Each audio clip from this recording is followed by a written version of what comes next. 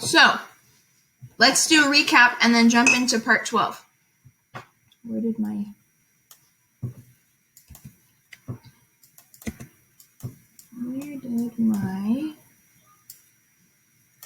There it is.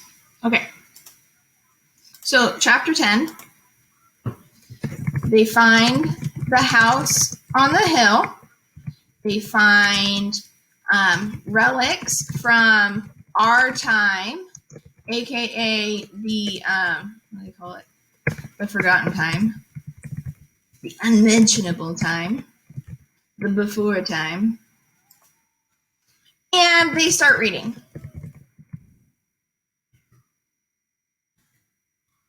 In chapter 11, they're at the house. He's still reading, and he has discovered I. He is all about this word. He has discovered I. He decides that he hates we. He believes that individual freedom is more important than collective good. So what that means is, like, he is not into working for other people. So if the fruit of his labor just goes to serve other people, he's not into that. So, like, not into taxes. He's not into restrictions on himself for the, I'm going to put it in quotes, betterment of society. Okay. So based on what we've read so far, do you think that equality would be pro-mask? Like, if we can apply it to COVID times, do you think that Anne Ryan would be willing to sacrifice personal convenience or freedoms to wear a mask? I'm not saying whether or not that's good or bad. I'm just saying these are some of the things that they're coming out of her life and her experience in Russia, is that she is really, really against this collective society. And she's speaking through her character. So equality, we're in chapter 12. This is our last chapter. And let's see how this ends. So how is he going to continue wrestling his new knowledge with his past experiences?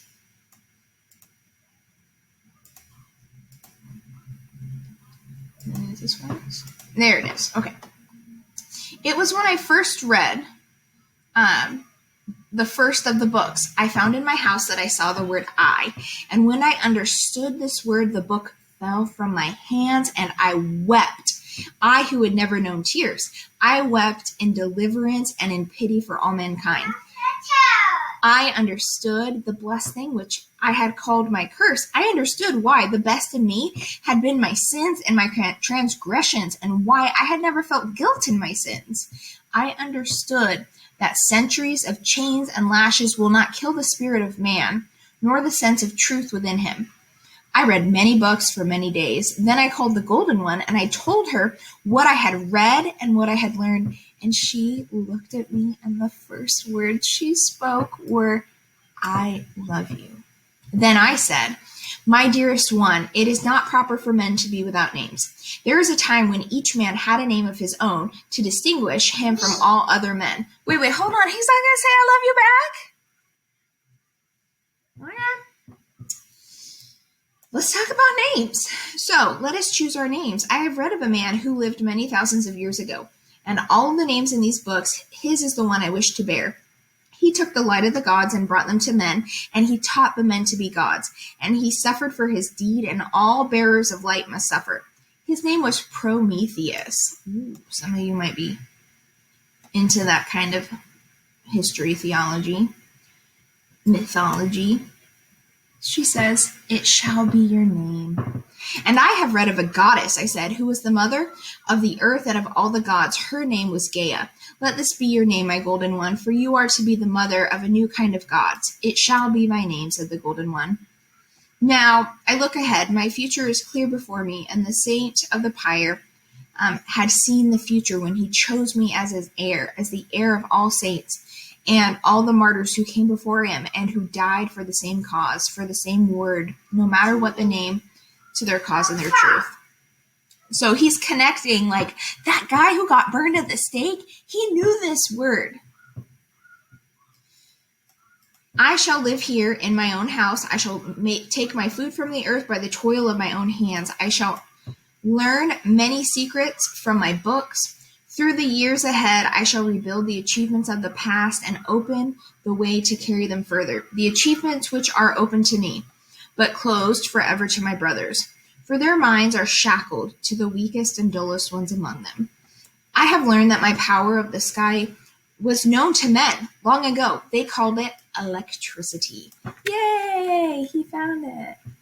It was the power that moved their greatest inventions. It lit this house with light which came from those globes of glass on the walls. I have found the engine which produced this light. I shall learn how to repair it and how to make it work again. I shall learn how to use the wires which carry this power. Then I shall build a barrier of wires around my house and across the paths which lead to my house, and a barrier of light as a cobweb, more impassable than a wall of granite. A barrier my brothers will never be able to cross, for they have nothing to fight me with save brute force of their numbers, and I have my mind. Oh, I love that. He's like, I'm going to build an electric fence. Stop me. Then here, on this mountaintop, with the world below me and nothing above me but the sun, I shall live my own truth. Gaia is pregnant with my child. Our son will be raised as a man. He will be taught to say I and bear the pride of it. Hold on. How does he know it's going to be a boy? Sorry, just had to throw that in there. It will be taught how to walk straight and on his own feet. They will be taught reverence for his own spirit. When I shall have read all the books and learned my new way, when my home will be ready and my earth tilled, I shall steal one day for the last time into the cursed city of my birth. I shall call to me my friend who has no name save International, and all those like him, fraternity, who cries without reason, and solidarity, who calls for help in the night, and a few others. I shall call to me all the men and the women whose spirit has not been killed within them. I know, it's okay, honey. I shall call to me all the men and the women whose spirits have been killed within them and who suffer under the yoke of their brothers.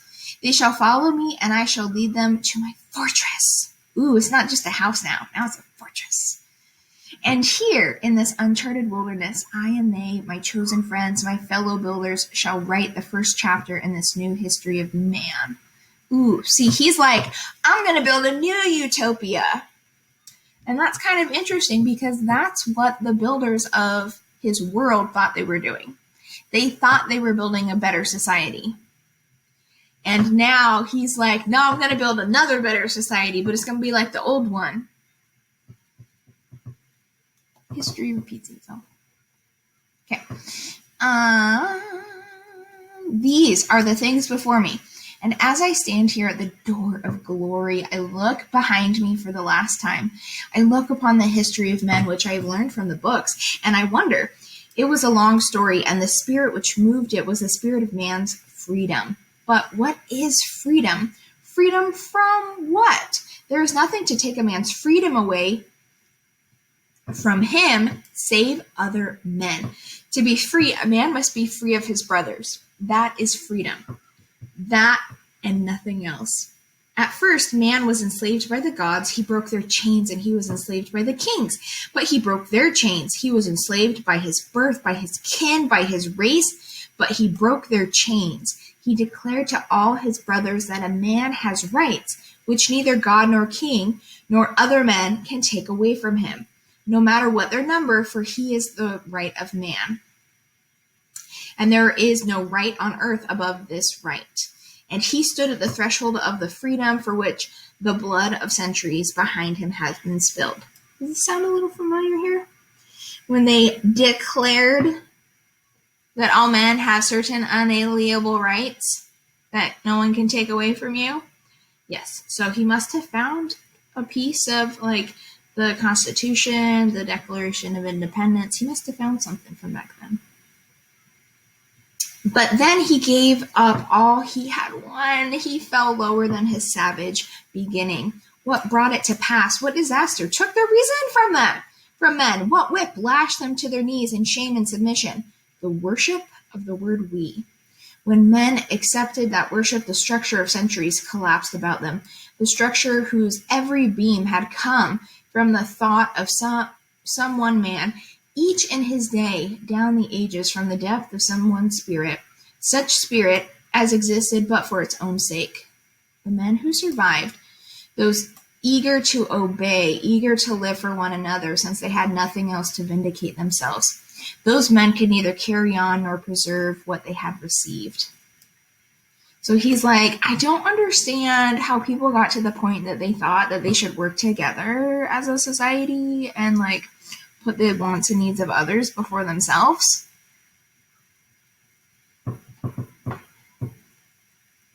Thus did all thought, all science, all wisdom perish on the earth.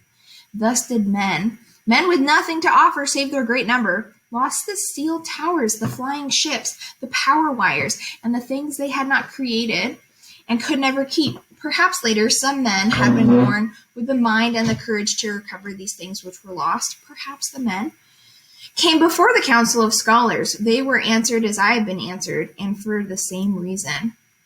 Yeah, so he's thinking there has to have been someone else who questioned the way society has been ran before me. But they were probably met with the same platitude. Well, is this your individual thought? Because that means that it's not the thought of the brothers, and that means it's not true.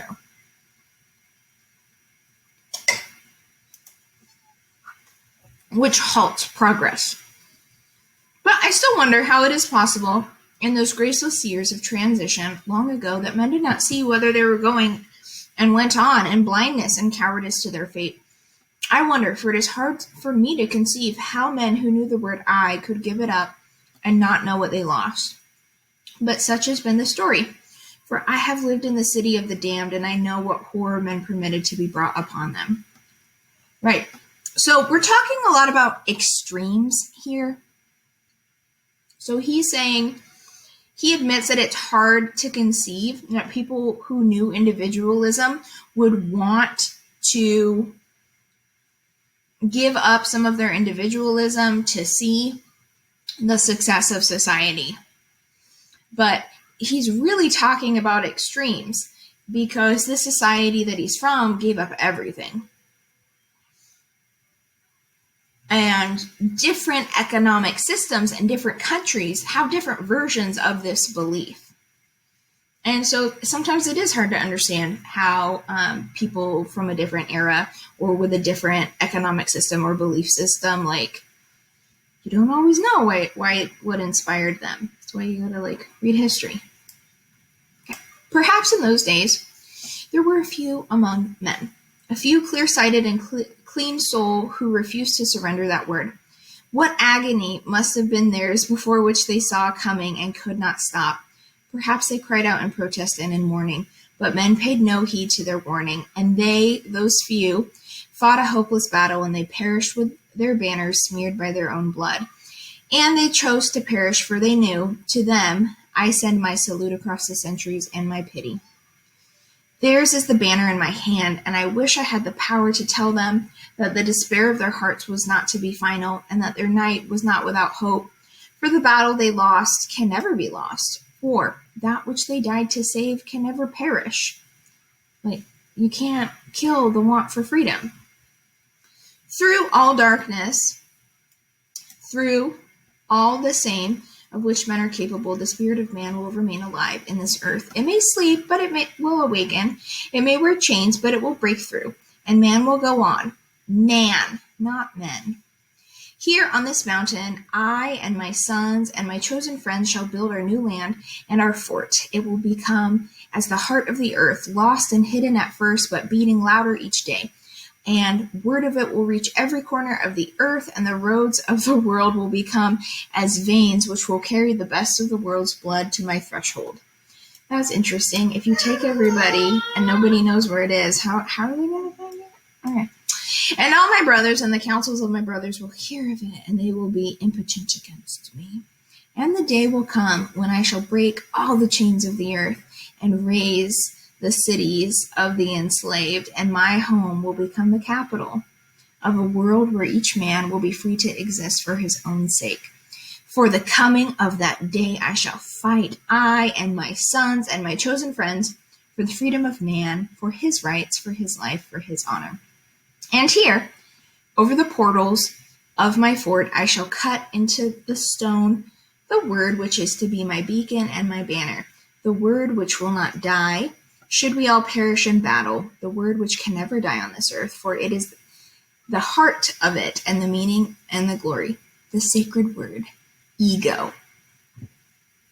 That's another word for self or me. Okay. We're done. So, the last few chapters, I'll restate again. These are like an unveiled, explicit dialogue coming from the author's mind, out of the mouth of her character. And we see some things, a lot of similarities between what she believed in, about how she is so strictly against having individual freedoms taken away. But her life was a little bit more complicated than that. While she did not believe in like social supports and this collective we, she was also someone who relied on Social Security and welfare benefits for many years. And so her life did not always match what she professed to believe in.